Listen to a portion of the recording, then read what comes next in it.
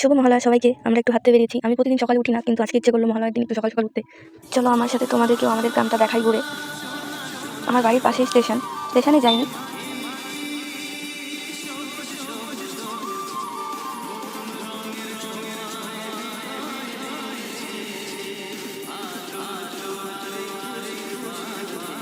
আমাদের ঘোরাঘুরি হয়ে গেছে, এবার আমরা বাড়ি যাবো। এখন প্রায় 6:30 কি 6:45 বাজে হয়। ট্রেন দেখতে এত ভালো লাগে, আমরা দাঁড়িয়ে দাঁড়িয়ে ওখানে দুটো ট্রেন দেখে ফেলেছি।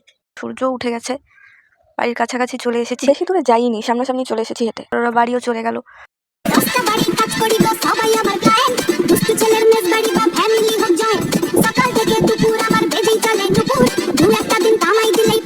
আজকে সকালে উঠেছি দেখে দেখো আমার জলের বোতল আজকে আধা শেষ আগেই।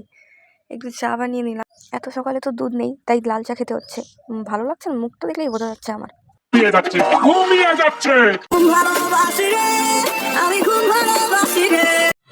উঠেই খিদে পেয়ে গেছে, চলো দেখে আসি মা কি রান্না করেছে। ডাল বাটা আছে, এটা দিয়ে বড়া বানায় ভাত খেয়ে নেই। চলো, পুজো তো চলেই আসলো, তো আজকে আমি ভেবেছি হেয়ার কেয়ার স্কিন কেয়ার সব একসাথেই করব। দাঁড়াও এভাবে না, রেডি হয়ে আসি।